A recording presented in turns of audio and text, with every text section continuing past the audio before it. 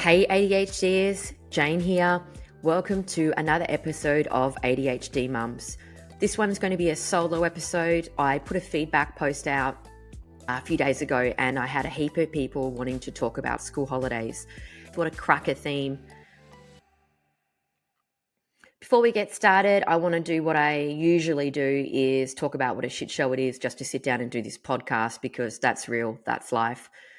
My husband's brother passed away a couple of weeks ago, which was super sad, and he has gone to Sydney for the funeral. Don't you love life? I would have loved to go with him, but we couldn't get a nanny. And then when we did find the right nanny, because we needed kind of 2 nights, my kids just freaked out that we were both leaving. Any change can be difficult for them to cope with. And then as soon as I mentioned I might go to Sydney, my daughter particularly started throwing all of these like hypochondria sicknesses where she couldn't go to school and she was like dry reaching everywhere. And my husband and I were pretty confident it was because she was trying to spend time with me before we left, and the anxiety of it was really putting her out. In the end, I decided not to go, or my husband said to me, look, it's just too bloody hard. Don't worry about it. He's gone down there today. I do feel guilty. I'd love to be there for him. But you've always got to do that cost benefit with your kids, right? Like, what is that going to cost me in the lead up afterwards with their anxiety? And then I get all this kickback later, like I can't drop my littlest off at kindy because he's worried that I won't be there to pick him back up, and will I be there? And, like I do a lot of the pickup drop-offs. I only work part-time, and you get all this kickback as if you're this woman who's never there, and you're like, wow, it was one time for a funeral. It wasn't hardly like a lot of fun, but the kickback can be quite hard. So he's gone down there this morning. He's usually here in the mornings and I usually go to the gym, but I've had influenza, so I haven't been. I'm going to get to that later. Influenza and school holidays was not great. Yesterday, I went to the park with my littlest one. We've all been sick, and it was his last day after a full day off. It was one of those days where you're like, you could go to daycare, but he's not quite right. And if I'm honest, the reason I didn't send him was because I thought if I rest him one more day, I reckon I can get 2 days of daycare out of him. If I push him now, he might then be fatigued for the next day. So one of those days where you leave them home and then immediately regret it. And by 10 o'clock in the morning, you're like, why do I have this energetic 4-year-old with me all day when he could have just been at school? He whinged all day because he was bored. I was bored too because we've been stuck at home, and he convinced me to take him to the park twice, which, oh my God, that's painful. I can't stand going to the playground or the park, particularly with one kid. I don't know. When I've got 3 and it's the weekend, I'm like, okay, well, that's kind of seems fair, but I hate going to the park with just one kid, and then you have to entertain them. And will I just say there was all these present mums around, and they were like really into it, playing with their one kid. And I sat there with my coffee and my earphones, just hoping that my son played away from me and I would have 10 minutes by myself, which I feel like everyone was judging me. They probably weren't, but it did kind of climax when my son fell off his bike.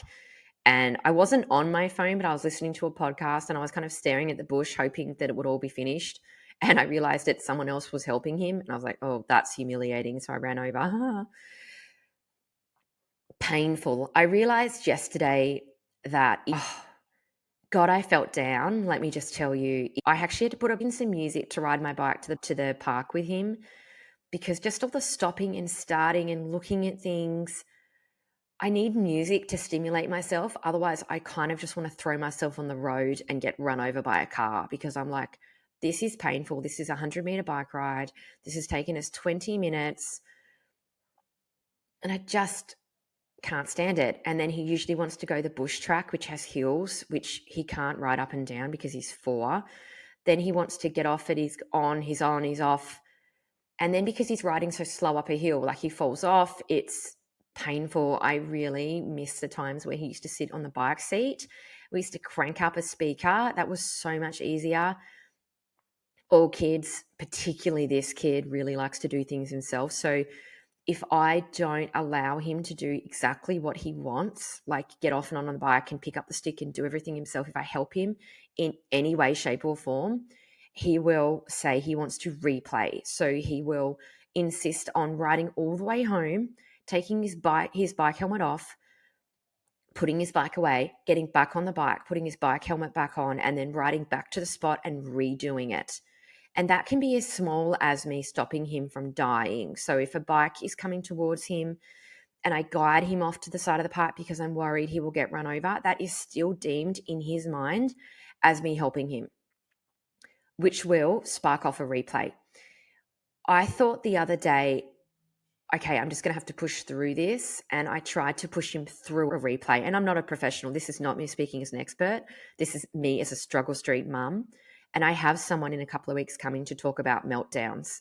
So this is just me venting. This isn't me telling you what you should or shouldn't do. I was pretty desperate and I was thinking maybe I should push through this meltdown. And I pushed him through it. So, for example, he wanted to go back. We were leaving daycare.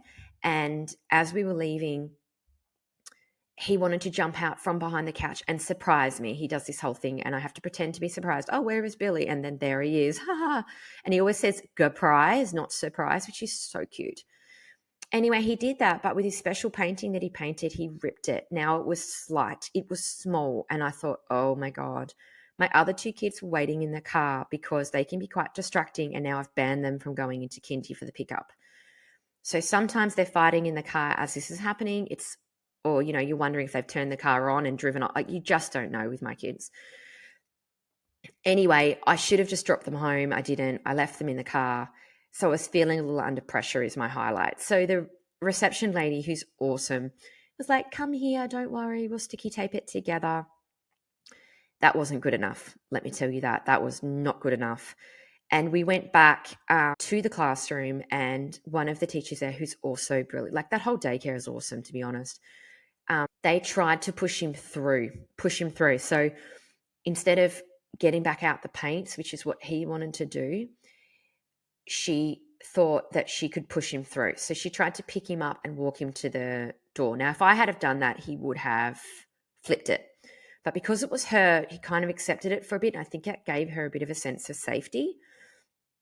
And so anyway, we got halfway through the door. Then he started calling for me and wanting to hug me. And I thought, oh, this is okay. This is diverted. He wants mummy. She gave him to me. And the first thing he did was punch me in the nose. So I've got a blood nose, right? I'm like, oh my God, I don't think I've ever been punched in the nose. So my nose is bloody. We're trying to get him in the car. My other two kids are in the car. As we get him into the car, this is like just physically pushing him in, right? My daughter, who I don't know what she was thinking. She's usually pretty helpful. I don't know why. I still don't know why she got out. So she got out of the front seat as I was pushing him in the back and I was trying to go around to turn the car on. Of course, first things he does is he jumps out of the car too, runs back. And I was like, oh my God. In the end, I'm not going to go through all the steps because, oh my God, it was just so painful. But basically, in the end, he went psycho at the door and I've still got my blood nose. I ended up calling my husband, crying, and said to him, I need you to come to daycare. He's like, is everyone okay? And I'm like, you know how like they always want all the details? You're like, if I had time to tell you the whole story, like I wouldn't be ringing you frantic to come and help me. So I ended up going, everyone's fine, but I need you to come here like right now. And he's a real dilly-dallyer. And I was like, you have to get in the car right now. Don't go to the toilet. Don't get your muesli bar. Just get in fucking car. Anyway, so he comes. As he's coming, Billy, my son, is just like running down the road. Like it is just unsafe. I was thinking, how did we get here over this painting? In the end, we go back inside. He does a restart with this teacher where she has to get all the paints back out. I actually think she clocked off work, poor woman. We got all the paints back out and had to start repainting it. But it was funny because as soon as we started repainting it, he didn't actually want to do that. It was weird. It was like he sat there and then he got what he wanted and then he was just so emotional at that point and exhausted. It had been like 45 minutes and I was so done. I think the idea of painting, like he just didn't even want to do it anymore. In the end, like I was initially back in there and in the end my husband actually came in and kind of like settled him down and then we ended up all leaving in two cars and I was pretty traumatized, to be honest, because you just start to think, oh my God, I can't it was just so hard. I was so exhausted. It was such a long 45 minutes, an hour. And it was confronting too, because, all of his little friends' parents are there seeing him at his very, very, very worst. And I just got really emotional, and I think probably embarrassed as well, because I was so emotional to people, because I'm quite friendly. On the pickup drop off, I'm pretty out there. I'm pretty extroverted, which always runs me into trouble, because I feel like I can't be like that all the time. And then I kind of have to, because that's my personality. So I was really fighting back tears, and I felt like I needed to really go to the car and like cry pretty hard for like 15 minutes, and I would have been all right. But because you're holding it in, it lasts for a really long time. Anyway, so my point is that with this bike ride, I knew that if I tried to like really go over the top of him and go, no, we're not doing that, we're just riding, he would just, like, it's just not worth it, because it lasts for so long. Anyway, I feel like I've digressed from school holidays, but basically yesterday I was just feeling really down because I had him for the final day. I was exhausted over it, over the kid stuff, over not being able to do, or just do normal things, like just walk around without someone crying after me, just talk on the phone, and you've got this huge list of stuff that you're supposed to be doing or you wanted to do, and you just can't do it. And for an ADHD brain, that's like, just, I don't know if it's anxiety or rage. Like, I kind of move between both because I'm so frustrated. Anyway, so it was a very frustrating bike ride, and I was thinking, I feel so unhappy.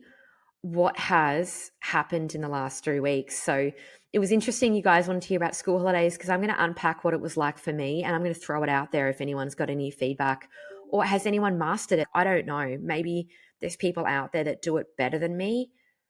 God, come and hit me with it, because we've got September school holidays coming, and I think I need to try something different again. So before school holidays, I feel like there's a bit of a pattern in my life, and maybe this is true for you, maybe it isn't. I feel like when the school term is going through and you're kind of halfway through, getting to the end of term, I feel like the routine's set. So my little boy does 4 days a week daycare. I've been thinking about moving him to 3. I'm now really don't think I want to do that, but I'm just trying to get on an even keel emotionally before I make a decision like that, because, oh my God, can you imagine if I fill the day and then I change my mind? Oh, that would be a lot. So you always swing through guilt, right? Like, I want to have he's my littlest. He's going to be at school soon. I should have him 3 days. I should. That should word is always a problem, isn't it?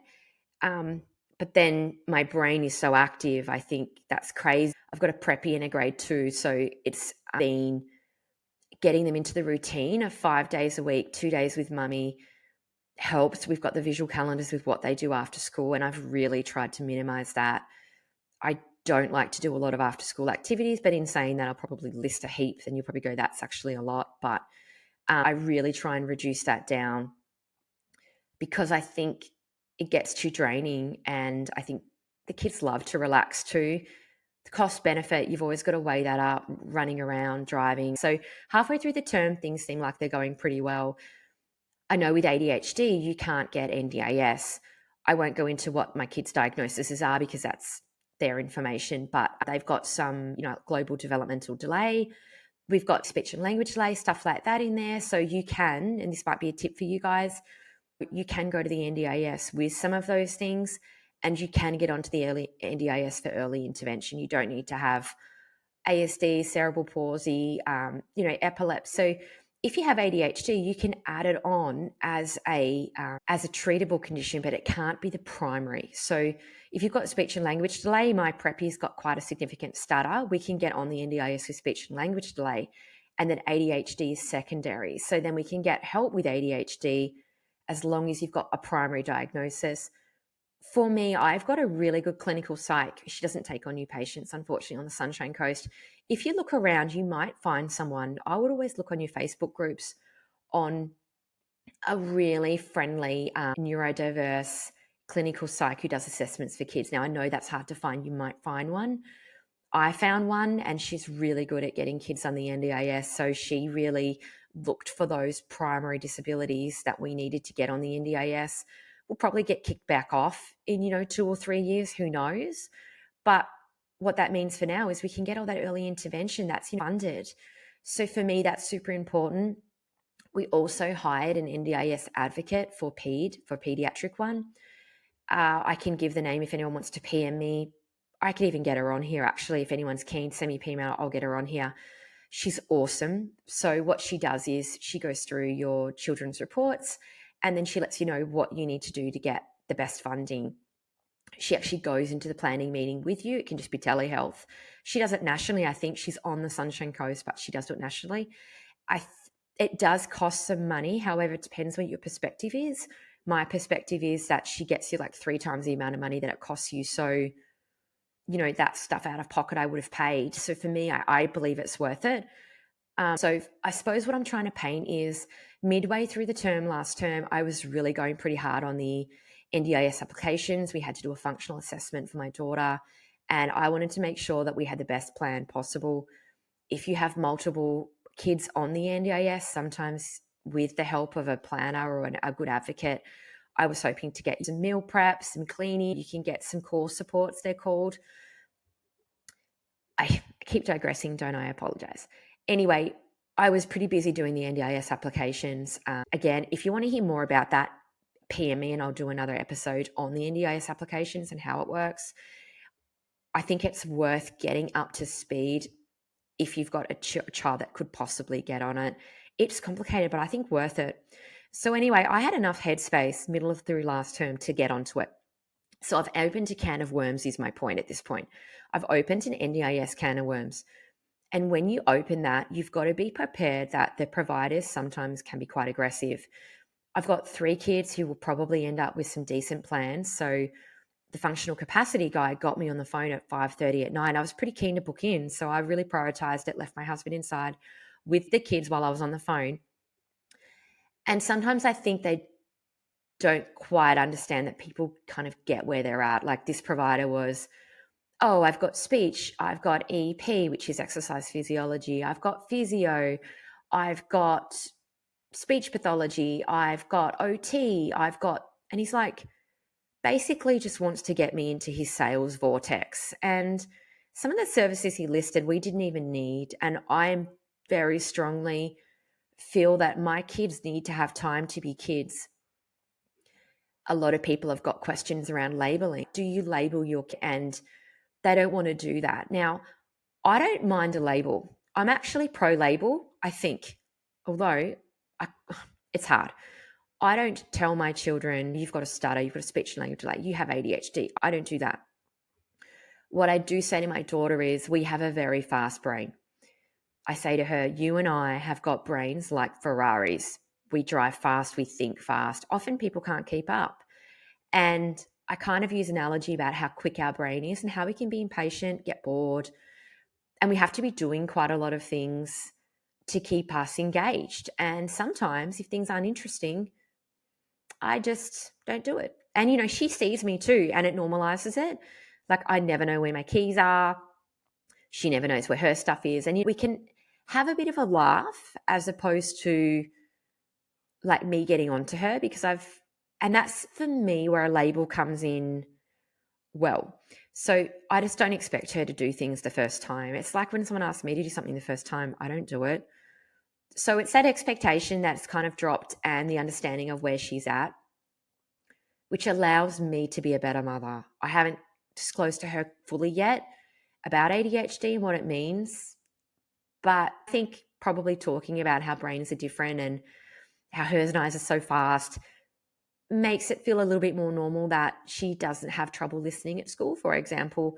She often doesn't know what's happening. Like, she had an excursion today, and I was like, I suppose I just don't even try to pretend that I've got it together. I was like, what are we supposed to have again? And she's like, I told you last night. I'm like, should we check that? I can't really remember.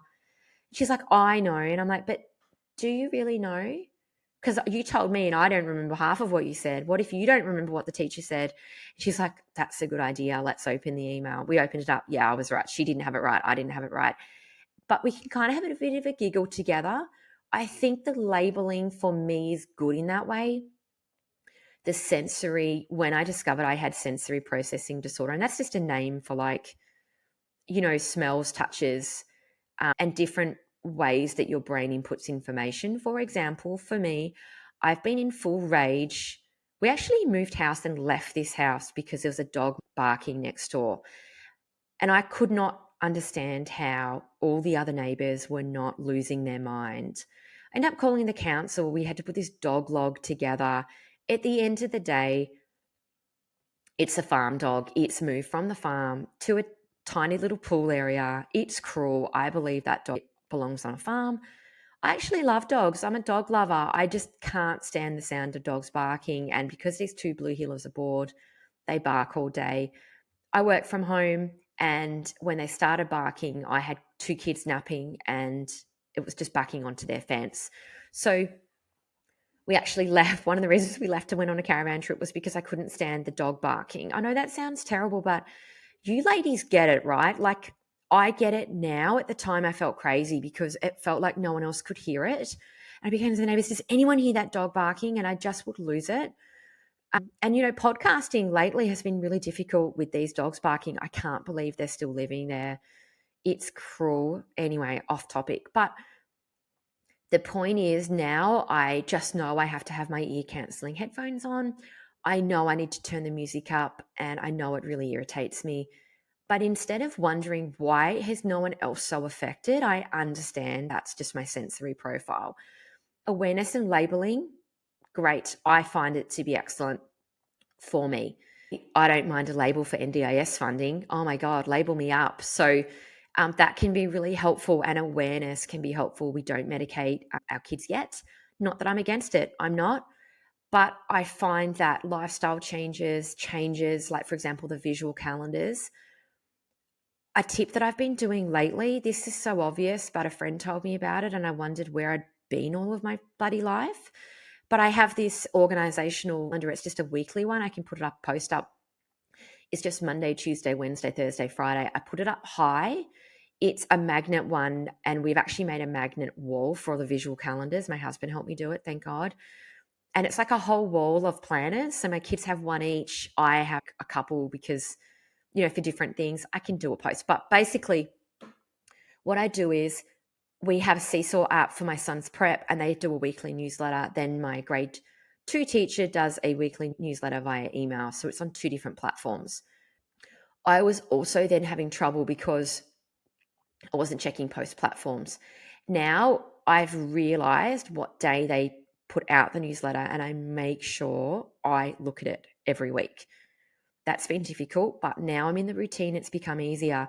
And I write down all of the little things like excursion day, forest kindy day, all of the stuff I write down each week on a high calendar that my daughter doesn't hijack. And that's really helped me visually see it. I've noticed since doing this podcast, people have always talked about visual calendars, and I actually think doing it in my phone has not been helpful because I can't see it. So we put all of our stuff up on the visual calendars on the wall. That helps. So again, that comes back to me for awareness and being aware of a label. Like, okay, I have ADHD. My husband's kind of like, he's kind of saying now, yeah, I think I might have ADHD too. Whereas before I was like, you have ADHD, and he would kind of deny it. But oh my God. So the point is that last term, things improved a bit. I felt like things were going well. My son's separation anxiety improved. We were doing this parenting plan with this psychologist who's an absolute legend on the Sunshine Coast. He's the psych that diagnosed me. Basically, I take all of my own problems and my problems with my kids. He knows them pretty well now. I bring my husband there and we tackle issues. I grew up in quite a disciplined house. My parents were amazing. It's so sad they passed away early. The only way that I can flip it to make it not heartbreaking that they're not here to be grandparents is to know that I had some pretty awesome parents for 25 years. Never doesn't feel long enough. If your parents have passed away, it's something that I always say I don't talk about it much, but I seem to talk about it a lot. I do mention it a lot. Not having parents and being a mother is devastating. It's devastating. I still see, it's hard to take the emotion out of my voice. I see grandparenting. We've got Grandparents' Day coming up. God, if anyone's got a solution to that, let me know. My husband's mum has passed away too. and he's not close with his dad. His dad's not that guy who would engage either. So that's really difficult because we basically don't have any. And Grandparents' Day is really confronting at school. I'd love to know anyone's take on it. I'm wondering with Grandparents' Day that's coming up in about 2 or 3 weeks. I don't know if everyone's school does it the same. We do ours at the start of August. And I'm wondering whether I actually take my 2 kids out of school and take them to the zoo or something really cool, because your only other option is to let them buddy up with another grandparent, which I did do with my daughter in grade 1, and she hated it. She was really embarrassed and hated it. Although, confessions, I actually forgot it was Grandparents' Day and didn't organize anything, didn't tell her. And then she arrived. There was all these older people, and then she got buddied up with some random, and she was like, I did not sign up for this today. So I'm not sure that. So your option is for you to go to school and hang out with them and be the grandparent, which sucks because it's your mum and it's not the same. But then, see, that's confronting for them, and it's confronting for me. That's a hard ask for me, to be around all the other grandparents and not have any. So I don't know. I'm actually thinking about taking them out of school that day and doing something really fun to save us all from that challenge. So if anyone has a solutions to Grandparents' Day, let me know. The point is, midway through last term, things were going well. My podcast was going well. We were hitting number 10 nationally. I'm in mental health. And then I'm thinking, how did I get to riding this bike, a shell of a person, 3 weeks later? How did this happen? What could I have done differently? And how can I unpack this and reflect on it? Because I'm like, at the start of every term, it's horrible again. I can't get the kids off. Everyone's anxious. We're all out of routine. Is this normal? How can I do this better? And how can school holidays derail us less? So back in the medication and psychiatrist episode, I talked about medications and where we're at, and the Vyvance that I was wanting to get prescribed. I will tell you, Vyvance is actually even better than I expected. Obviously, things don't work for everybody. Obviously, I'm not saying that this is the medication that everybody should get, but what I am saying is that, I went through Ritalin, I went through the long-acting Ritalin, which I can never remember the name of, and I went through the dexamphetamine, which was difficult to remember to take it with me, which is why I wanted to try the Vyvance. Try the Vyvance. It is life-changing for me. I always thought I would just take medication for like the next 5-10 years, maybe with the kids, and I wouldn't see myself taking it long term. Don't you love that? But like, now I'm taking it, I can't see myself not ever taking it, which is again why I'm always open to medicating my children, because I see the benefits. But again, we don't need to yet. We're not doing it yet, but I am open because the Vyvance, oh my God, if I had been taking this, if I could have had Vyvance through my teenage years, I 100% would not have been in the depression I was in. Hand on heart, that medication would have helped me. And that's a big call, right? Like, I would not want to medicate a teenager necessarily, but I can see for a teenager that went through without medication that would have helped me a lot. Great thing about Vyvance is you take it for the day, it's out of your system in 8-12 hours or something. It's long acting, but it's not, you don't have to give it to your child for 3 months and then monitor them and then figure it out, was it helping, not helping, and then you've got hormones and everything in there. You can literally ask them, and that's why I plan to waiting a bit longer, because I want to be able to ask my children how they feel. Because kids are like, it's hard to know, they're so moody, and little things can upset them, and they can't always verbalize what's wrong. Emotional regulation's out, so you might think the Ritalin's not helping, but maybe it is. So anyway, the point is that the Vyvance has been helping. However, I lost it. I got the bottle mixed up. I thought one of them was the Dex. Sometimes the Vyvance, and I was aware of this, so if you take it at, like, let's say 7 o'clock in the morning, you might feel a bit of a crash around 2. Now, if I didn't have kids, I probably wouldn't mind so much. I'd probably just chill in the afternoon. But when I have to really switch on, pick up kids from daycare and school, after school activities, and my son is hyper focused on Uno at the moment. Oh my God, it's all we do. And he goes to sleep with his deck of cards and he just begs me. It's constant. Uno, Uno, Uno. It's all he talks about. I don't mind Uno. I'm actually coming around to it. I used to hate board games. I definitely prefer to play Uno one-on-one. When my daughter plays, it's, God, the fighting really gets me in. And often my 4-year-old, who's so annoying when you're playing a board game, if I can get him sitting and watching the TV thing, like it is better. If all three of them tried to play, it's just horrible. But my 4-year-old's starting to get a bit more into TV. So, he might sit for 15 minutes. The point is I can play Uno when I'm taking Vyvance. So if you think about the benefits of Vyvance, it makes me nicer. And when I'm talking about nicer, I keep trying to unpack what it is that the Vyvance does because I really think it's good for me. And I think it's actually the anxiety. So for me, anxiety often manifests in like anger, rage. But when I'm saying anger and rage, you would not think that I'm an angry person. I very rarely yell, like very rarely. I'm not a yeller. I don't think I've ever even yelled at my husband. But that's because I'm conflict averse. I'm not saying I'm an amazing person. I'm conflict averse. So, and I almost think with yelling, it would be like addictive for me. Like if I started yelling at my kids, I reckon I'd do it all the time because they can't fight back. So they can't really yell back. And so I'm like, oh, if I started doing that, I reckon I'd yell all the time. So I really try not to yell. However, yelling might be healthy because I internalize. So I just like internally rage cook and then I get like really passive aggressive, which probably yelling's healthier. So like I'll just start like cleaning out the oven, which is a task I would never do. You're like, oh, don't worry to my husband. I'll just clean out the oven. I do everything. Like I get really like victim too, which is super sad. The Vyvance takes away a lot of my anxiety.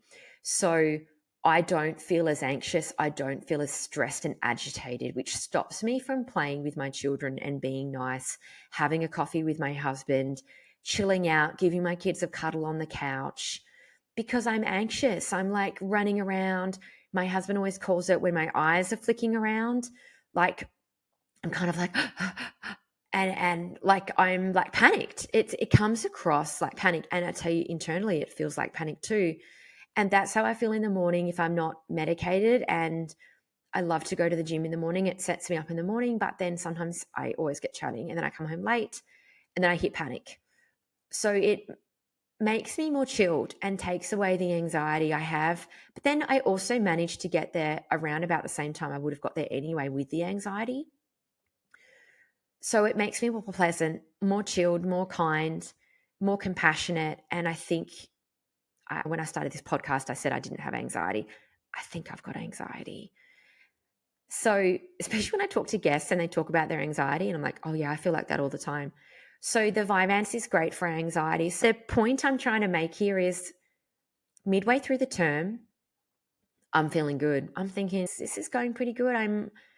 Things are really coming together, and the medication was also stopping me from chasing dopamine. So, from starting all of those new unrelated tasks keeps me on task with what I am doing. So I always have to work, but I have my passion project, which is my podcast.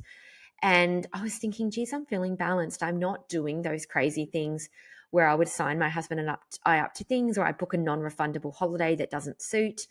And then I've like committed this into something weird, not spending a lot of money on things that don't make sense, not like doing weird things like talking about moving house, derailing our financial plan that we have, or coming up with weird scenarios, changing all of our structure and routine to then find that none of that works. So that's real dopamine seeking for me. I get into this like weird organizational thing and I want to change everything.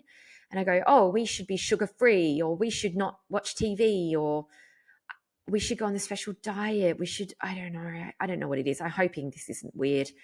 Anyway, so I wasn't doing a lot of those things. I felt like we were really on track. So school holiday comes, right? And yeah, I think even with medication, my anxiety took over. And I am a deep thinker. I reflect on a lot of the things that I do as a parent and as our life, and I want to know how to improve it.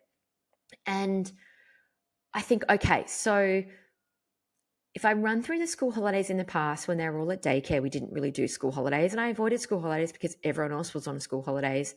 If we did choose to holiday or take time off, I'd never do it in school holidays. I had my first child in prep, and I think I said to you that was my breakdown year. So I ended up putting her in a fair bit of activities. She loves art, and we also at that time, it was like kind of COVID-y. I think COVID was kind of finishing, but it was still a little COVID-y. So my two boys were preemie, and they just got really sick a lot at daycare, and we were paying so much money for 4 days a week, and we had 2 weeks off. And again, I said to you about my breakdown year. I was running two businesses. My husband was running a business, and my husband can be quite, like, he's quite structured. He doesn't like change, and he felt like I was changing things on him all the time. I would like, oh, well, this one's sick. Can you do this? I've got this meeting. And we were always on the fly. And the kids were so much littler. We were living in a very small house on a busy road. So the kids couldn't really play too much outside. We had to physically take them to the park. The house was really echoey, and I didn't realize I had ADHD or sensory processing issues. So the noise, I couldn't deal with it. And I'd go outside to take a breath, but the backyard was so awful that the sun would beat down from the west on the Sunshine Coast in Queensland. We had no aircon. Like, it was just, where we were living was awful. Actually, one of the reasons we were living there was because of the dog barking at the other house. So I forced us to move house because of the dog barking.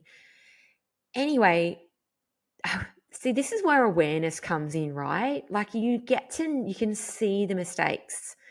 Anyway, so we were in this house, and it was a disaster that year. I was super busy at work, and my work ended up getting me a personal assistant, and she was so great. She ended up doing a lot of personal stuff for me as well, and she ended up finding me a nanny so we could pull the kids out of daycare. So the point is, at that time, the nanny would have just an extra child with them. She would do activities, and it was all pretty sweet. Then that year kind of happened, and again, where we were living, I felt driven out by the noise, by the life, and by the house, how things were, the stress. I just felt like I couldn't do it, and I wanted to run away. Dopamine seeking, we went and bought that caravan, and if you want to hear a bit more about that, that's kind of in some of my earlier episodes.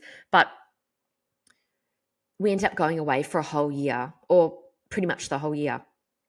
So that year, we obviously were homeschooling, or not, we didn't really homeschool, if I'm honest, but we kind of, traveled and stuff. And then we've come back and into kind of grade 2 and prep. And so we've kind of had another run at the school holidays. Easter came, and we went up to Noosa, which I thought would work well because it's just a 40-minute drive. We got some decent accommodation, and I thought this would be a really nice family holiday. A really nice family holiday. What a mistake. I ended up talking to one of my besties on the phone, and she's like, oh, you've made a mistake. Holidaying is only fun when you're planning the holiday. The actual holiday with children is fucking awful. And she was right. Like, it was horrible. I don't want to say horrible.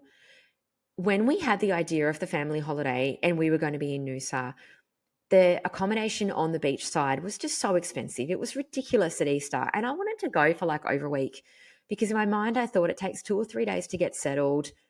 The last 2 days are kind of like packing up. Like, I wanted to have a nice, like, decent time together. Mistake. Too long, right? But anyway, so we stayed on the Noosa River side, and my kids are really difficult in the car.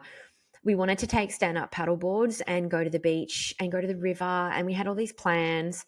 So we had to take my husband's Land Cruiser, which has got 3 seats in the back, and no like 7-seaters in the boot, because that all the stuff was in the boot. Mistake. I can't drive around with my 3 kids in the back seat because they fight all the time. So I've got an Outlander, which is like a 7-seater. So I usually put my daughter in the boot, and it kind of converts really easily, and you can drive around without anybody touching and looking at each other. It's just a quieter ride. So anyway, the point is, we didn't really drive around too much because I couldn't stand the screaming in the car. And we ended up kind of hanging out on the Noosa side of the river a bit. The kids had scooters. And I had this idea of us like having coffees, going for scoots and walks and everything. Oh my God, it was mayhem. There was this sewage drain near our accommodation, and literally every morning, my two boys were obsessed with the drain. And initially I was like, oh no, we're not playing near the drain. That's dirty. And then you're like 24 hours and you're like, yeah, playing the drain. I don't care anymore. Like anything to have a quiet coffee and look at the water. And every single day, my boys insisted on playing in this drain. And so they were just like, I think it was, I don't know, the water didn't look too dirty. Oh, probably, I don't know.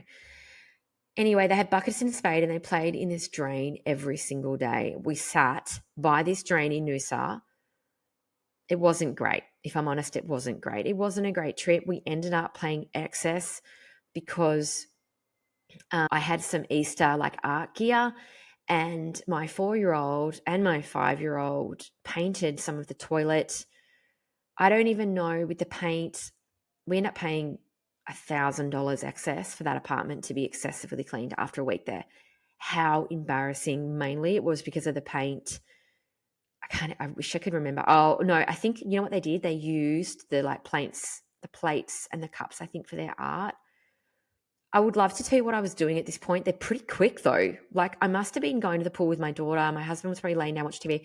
You know how you just like at that point anything for a quiet moment, and the boys are pretty quick. So point being, coming up into the school holiday, we decided not to go away, and at this point I also lost my Vyvance. So I've talked about this before. Medication is a controlled substance. My telehealth psychologist is incredibly expensive. It's like $350, $360 for a bloody 30-minute appointment, which is 5 minutes of you talking, 10 minutes of him doing paperwork, and then he leaves early.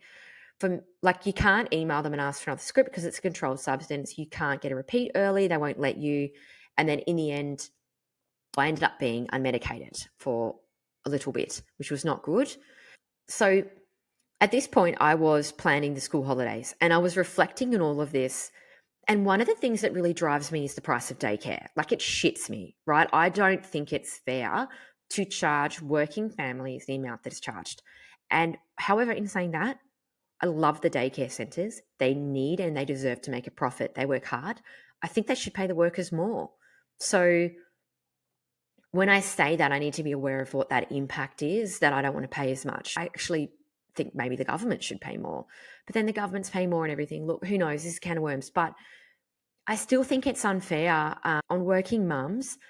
And I think it has something to do with the ADHD tax. ADHD mums, in my opinion, a lot of the time enjoy working. And a lot of us are working, and it puts a lot of pressure on you to make a lot of money when you're paying for daycare fees, especially if you've got two in there. And then what are you paying? It's ridiculous.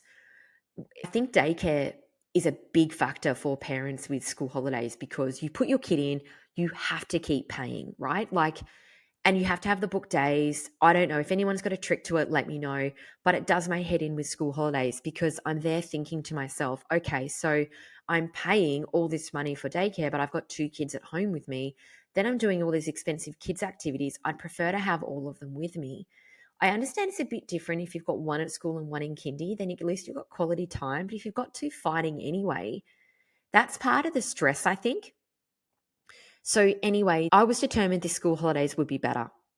So I thought what I'll do is I'll do 1 week of working and I'll put the kids in vacation care for 4 days, my 4-year-old in for 4 days, which is what he does.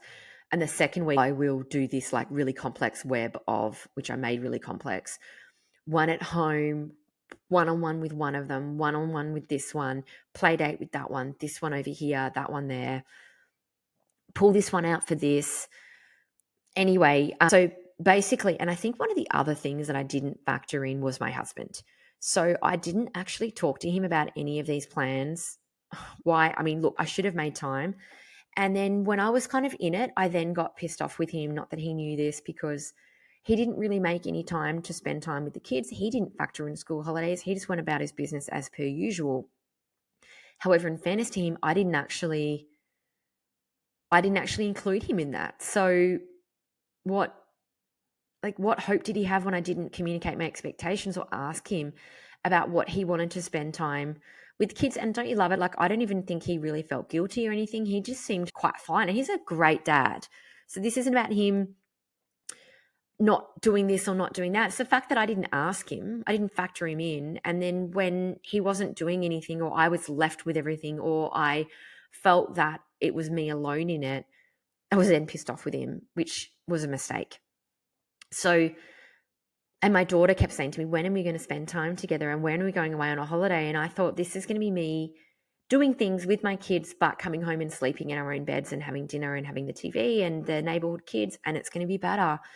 But so first week, the first few days was professional development days, and I kind of didn't want to start school holidays too early. So I immediately felt guilty when I dropped them at vacation care, when they just had this lead up. It was the end of school holidays, and I dropped them at school for the next 2 days.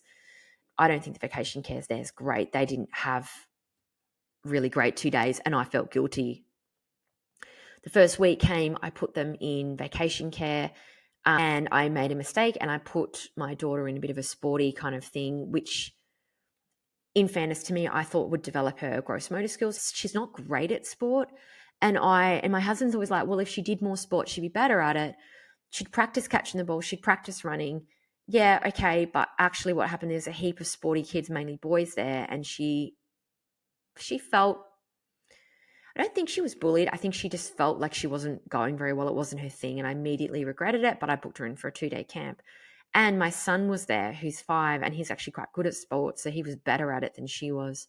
It was a mess. So into the first week, I was feeling a bit guilty for not picking the right activities, or not going on the family holiday, or not spending time together. And my daughter was really like, she likes to really guilt me. So she's like, when are we going to spend time together as a family? I didn't like that, and blah, blah, blah. So I was like, that's cool. The final week, I had organized to take the week off work. And I had organized this complex web of one-on-one time, daycare, play dates. And the first day of it, I had organized for my daughter to go to this like rock climbing thing with her friend, but her friend, their family is an extremely busy life, and I think they might have forgotten. And so when she got there, she had all this lead up that her friend was going to be there. She wasn't there. And because it was a rock climbing thing, it was like full of nerdy looking boys, and they just didn't look like her people. She's not particularly cool, but I think they were just older. They just weren't her people. And then, of course, I had organised to get my son's hearing tested, and I had organised to have him at home with me, and I told him we were going to have this one-on-one day, and we were going to get his hearing tested. I woke up that morning, checked the date. It was the wrong date. It was the next Monday, which was the first day back at school. Oh my God, what an idiot. So I tried to drop her off. She lost it. Again, not one of those things where it was like, oh, I'll get you an ice cream afterwards if you go. Like, she just lost it, and he lost it because he thought he was going to have a one-on-one day with mummy. And I lost it because I realized that next week was the hearing test, and I just lost a whole day, and I had 2 of them with me, and I had nothing planned. And anyway, I took them to the Big Boing here on the Sunshine Coast, which is basically a trampoline center. They love it. And I was honestly just checked out. I didn't want to go. So I took my laptop, my ear cancelling headphones, and thought surely they can look after themselves a bit there. It was packed, and I didn't anticipate that there was clearly an influenza bug going through there, because there was people coughing. It was gross. It was packed. I felt disgusting being in there. I booked them a 2-hour slot. I don't know why. I hated it. Hated it. Every moment of it, I hated it. But we went. So we were there. It was a mistake, because the next day they started coming down with like a flu, and my son went down first, and then my daughter was still okay. I ended up getting my husband to look after my son because my daughter wanted to go rollerblading with a group of friends that we have. One of them she has a major crush on. So she made me straighten her hair in advance, and I was starting to feel a little unwell at this point. And I straightened her hair, and she had this image of her rollerblading, you know, the wind in her hair with her boyfriend looking at her probably. And she had this little outfit on with this little midriff thing and these sunglasses with like pink rims and sleeves. She makes me laugh. Anyway, so we got there. She always over and exaggerates her own ability, always. So we go to cross country. She doesn't know why she hasn't won. She doesn't understand when she doesn't win everything and she's not the best at everything because she thinks that she's incredible. Love her confidence. Didn't occur to her that she wouldn't be able to rollerblade. So we get that she's shit at rollerblading, right? And she also doesn't want me to help her because that's embarrassing. So it ends up with just her falling on the ground repeatedly. Right before this, my bestie sends me a link that Amy Jarrett from Beyond the Likes has released a podcast with me in it. Now, I thought she was going to send me the audio before getting released, and I usually control the edit, and I'm usually pretty comfortable about what's released. I was obviously a little out of my depth because you do a podcast with someone, you get going about something you're passionate about, you don't get to hear it before it's released. She's incredibly popular. She would be my favorite podcaster by far. I love her. Like, she's a celebrity to me. I was super nervous about it coming out. She released a podcast in the middle of this, and I hadn't got to listen to it. So I was struck by like anxiety. I had all the kids. One of my other one was sick, and Gigi was melting down about the rollerblading. And I basically had to listen to this podcast, like 1 minute interruption, 1 minute interruption. And then I just started coming down really hard with like flu symptoms that afternoon, night, and the next day I was in bed. And I've never had a flu or a cold that had put me in bed like that. I was in bed from Friday to Monday. It was so bad at home. Initially, my husband bought me a cup of tea in bed, and that was really like, that's like a Christmas birthday thing. He doesn't usually do that. But by Monday, the house was just like, it was. I mean, no one picks up anything except for me. And my husband, you could see he was just getting done. Like, he was getting done. Because, I mean, I was sleeping 20 hours a day. We were, like, I've never been so sick. My kids were 40-degree fevers. We were unbelievably unwell. I started to kind of come out of it kind of Monday-ish, and then my husband went down. And I also got tons of messages from the Beyond Your Lights fan, and I was in bed. It was pretty horrible, even though I just suppose I wanted to enjoy it. I'd worked really hard. I was really nervous about that interview, and I wanted to enjoy it. And it was pretty horrible 5 days. My husband and I ended up just grunting at each other. We weren't even talking. We didn't have the energy. And the kids were just whinging. No one took their medicine. No one took any vitamins. We just couldn't even get them to do anything that would even help them. And we were just done. We were just completely done. It was like I'd had a complex deck of cards with that week and all of the stuff that we were going to do. And then because something goes and interrupts it, it was just complete mess. And I had started all these projects. My phone was ringing off the hook, with this NDIS stuff, the OTs, the therapist. My phone was pinging with the podcast going out, which was a good problem.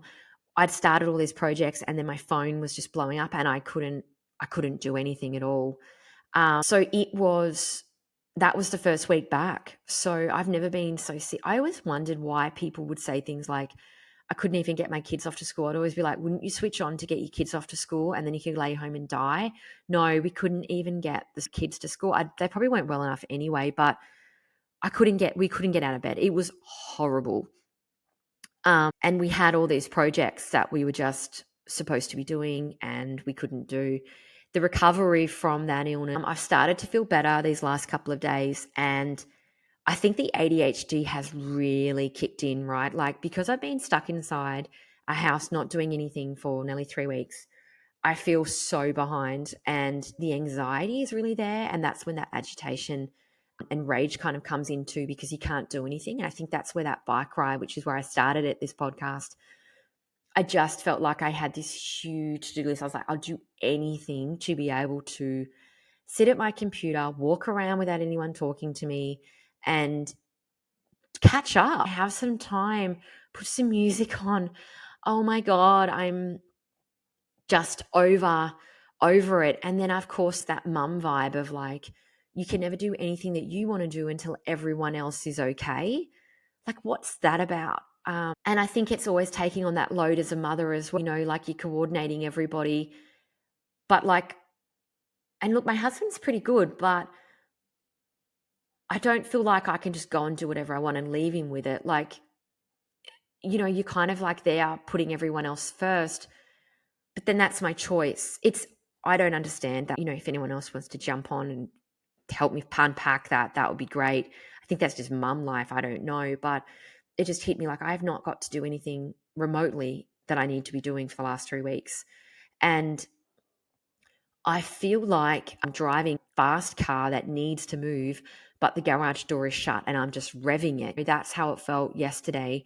That's how it feels this morning, where I'm like, somebody open that garage door because I'm ready to go. Like, my mind has switched on, my hyperactive brain, and I need to move. And, being stuck at home with sick kids, being sick yourself. And then my husband says to me things like, what do you mean? What do you have to do? And it's like, maybe it doesn't even sound urgent to him. I just need to do something. Like, it's urgent to me. I have to move. And, it's at that point yesterday where it's again that awareness that my brain was starting to cause trouble. Talking about changing the routine drastically. What's wrong with me? We need to change this, do this. And it's that dopamine searching hit where I'm looking and then I know that I make my own trouble and I can feel myself doing it. And it's walking through mud, doing things I don't want to do, but then not being able to do things that I want to do. I don't know if anyone resonates with that, but then I also feel like it's that searching in your brain. Like, instead of just being able to be happy going on the bike to the park. I don't know if it's a jealousy thing. I always see other people on social media that probably don't have ADHD and they're like, be present. My child's only young once. Get off your phone, look up, explore nature. I don't know. Maybe that's just not realistic for me or at this moment. But do people really do that? I don't know. Anyway, I always remember my grandma, my ADHD comes from my dad's side, and I remember her being over 80 and she had a chainsaw and she was like chainsawing down trees, and my dad was helping her and he was like injured and they both couldn't sit down. They couldn't wait. They wouldn't have lunch. They just kept going and going. And I was looking at them like, oh my God.